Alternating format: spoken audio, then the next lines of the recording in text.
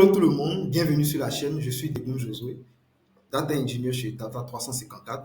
Alors, pour cette première série de vidéos, nous allons partir d'un thème fondamental, à savoir les différents métiers qui existent dans la data.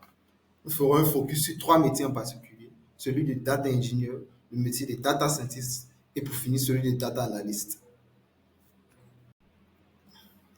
Le Data Engineer a un rôle vraiment crucial dans l'entreprise et nous allons essayer de voir en quelque sorte quelles sont ses différentes tâches. Alors, il est chargé de développer des infrastructures technologiques pour le traitement des données, c'est-à-dire mettre en place des serveurs, des bases de données, des plateformes cloud pour être capable de collecter, de traiter et puis de stocker la donnée qui arrive. Il est chargé aussi de construire des pipelines de données. Alors, c'est tout simplement le fait d'implémenter un processus qui va nous permettre de déplacer la donnée d'un point A vers un point B. Il faut qu'il aussi optimise les systèmes pour gérer les grandes quantité de données. Alors, avec l'avènement du big data, il faudrait vraiment que le temps de réponse lorsqu'on interroge, par exemple, les bases de données soit vraiment rapide.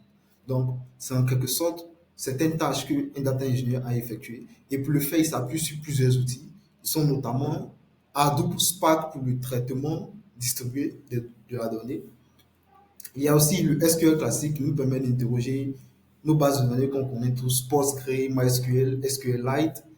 Il y a aussi Docker qui est un outil vraiment crucial pour les data engineers qui leur permet de déployer les applications de manière containerisée et qui par la suite sera orchestré avec Kubernetes, un outil aussi très important. Il y a aussi Airflow qui est aussi un orchestrateur. En fait, Airflow va nous permettre par exemple de dire chaque matin, on s'en va prendre les données sur tel serveur et on les renvoie. Donc, nous permet d'orchestrer ces différentes tâches. Ceci est dit, passons au métier du data scientist. Alors, le data scientist, c'est plus dans cette notion de futur. Il s'agira pour lui de mettre en place des modèles prédictifs de machine learning qui vont être capables de prédire le futur. Un exemple, on veut savoir quel est le nombre de ventes qu'on fera le mois prochain, savoir si nos clients vont être souscrits ou pas à telle ou telle offre.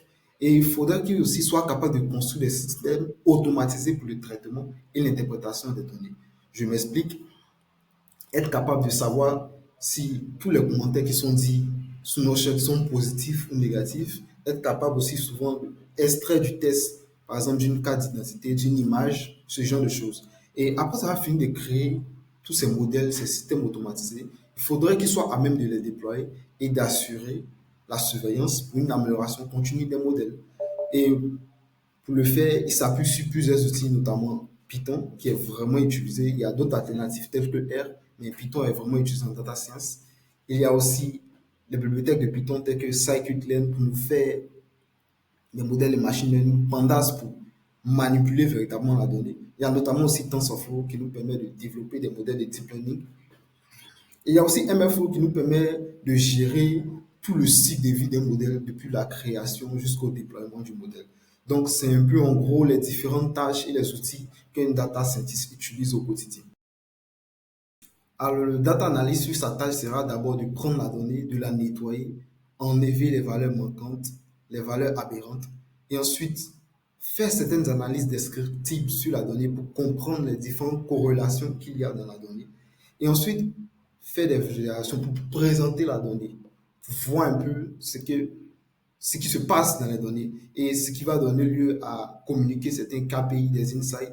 Donc, c'est dit maintenant, nous avons une histoire qui est racontée autour de la donnée qui nous permet d'expliquer c'est quoi la donnée. Donc, avec ça, il sera à même de faire certaines recommandations sur peut-être certaines décisions à prendre ou pas. C'est vraiment le rôle d'un data analyst. Alors, pour ce faire, il utilise plusieurs outils de visualisation tels que Power BI, Tableau et aussi Python pour manipuler aussi la donnée, SQL aussi.